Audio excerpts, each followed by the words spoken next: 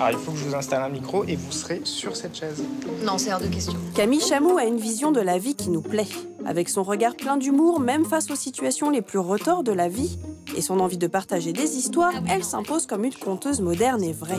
Et si elle est à l'affiche de 3 films, c'est au tour de son nouveau spectacle que nous rencontrons cette Tina Fey à la française, surprenante et attachante. Camille, à la fin de votre spectacle, vous dites quelque chose qui est, que je trouve beau et qui résonne très fort en moi, c'est on peut réinventer la vie par le récit. Oui. Du coup, qui a réinventé votre vie par le cinéma, par exemple? Mais quelle question extrêmement profonde. Et relou. Et relou en même temps, parce que c'est vrai que je ne l'ai pas préparé. Alors, moi, quand j'étais petite et ado, je regardais que des vieux films. D'accord. Parce que mon père, notamment, était très cinéphile, mais il s'est arrêté en 65, je pense, 70. Et il me montrait beaucoup de films classiques. Un des films qui m'a le plus marqué, d'ailleurs, enfant, c'était Le Salaire de la peur. Je ne sais pas si vous le connaissez. Magnifique. Laurence d'Arabie, je me souviens que je l'ai vu, je sais pas, 10 fois, je pense. Et après, moi, j'ai commencé à aller au cinéma frénétiquement à partir de 16-17 ans.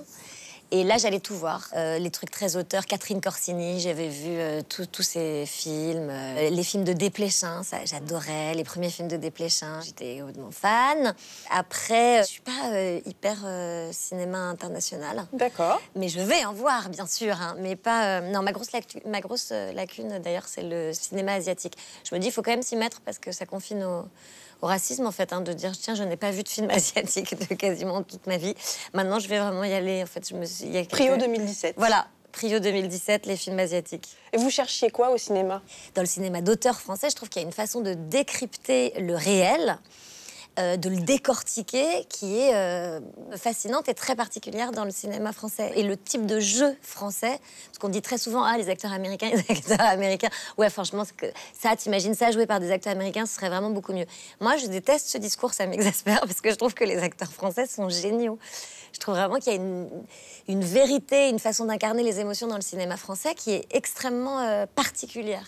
Et donc voilà, ce que ça m'a apporté le cinéma, c'est une façon de se sentir... Enfin, moi, j'étais très, très, très angoissée, par exemple, à la vingtaine, et j'allais énormément au cinéma, et c'est quelque chose qui me désangoissait le moment de la fiction.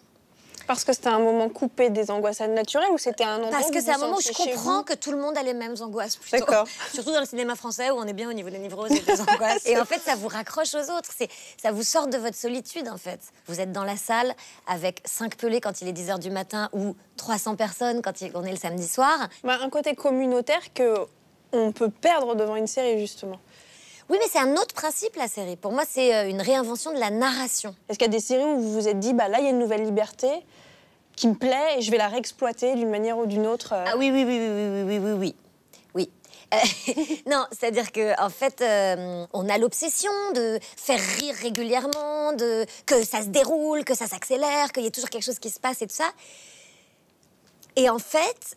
il faut toujours se mettre en tête qu'il faut des moments de pause. Il faut des moments où...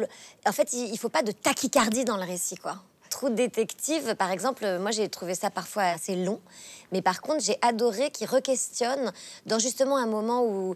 une époque où la série a révolutionné un peu la temporalité et tout est plus condensé. Et plus... C'est pour ça que je rigole sur mon père, mais parce que mon père m'a toujours dit moi, je ne peux plus aller au cinéma ou voir des séries aujourd'hui. Parce que franchement...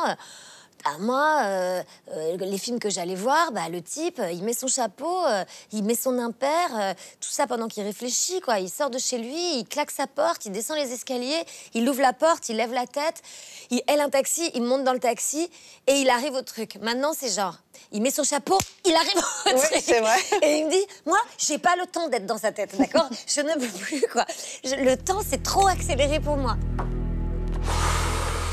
Why should I live in history, huh? Look, I don't want to know anything anymore.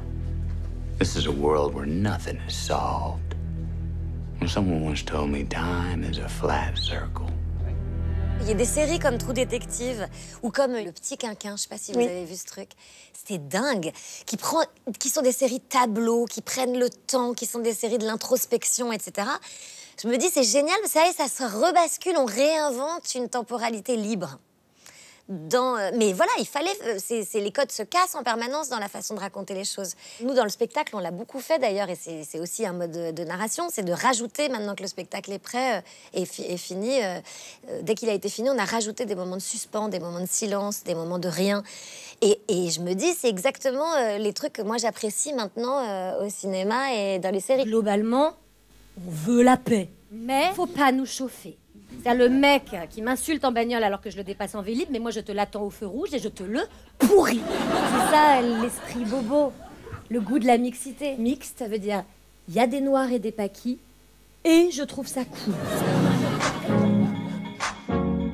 Aller raconter des histoires, aller créer des récits, est-ce que ça, c'est un truc qui se renforce une fois qu'on est mère, de se dire, bah, mon enfant, je vais lui transmettre des choses? Mais moi, j'ai l'impression que l'éducation, la transmission en général, avec un enfant qui est le sien ou avec les enfants en général, etc., moi, j'ai l'impression que l'éducation, ça passe par le récit et ça passe par la fiction. Et donc, c'est pour ça que je dis, c'est la différence entre l'homme et la fourmi dans le spectacle. C'est que l'homme, qu'est-ce qui lui permet de tout traverser? C'est que tout devient histoire. Et si tout devient histoire, tout devient surmontable. Parce qu'une histoire, elle donne les clés de comment surmonter les choses. Je pense que je vais me faire casser la gueule parce que vous avez un il est quelle rendez-vous heure après. Il est quelle heure? Il est 37. Oh putain, faut que j'y aille. Bah, c'est ça. Merde, je mais attends, tu sentais voulais que un ça mot serait- de la fin? Ah non, faut pas. Camille Chamou a tellement revu sa notion du temps qu'elle loupe ses rendez-vous. Mais rassurez-vous, elle est toujours à l'heure sur scène. Merde. Ça va, t'as suffisamment? Mais j'ai pas parlé de... Ah ouais, c'est ça. Non, non, c'est très bien. Mais merci les gars. Putain, je suis désolée. Merci je vais devoir beaucoup. absolument foncer.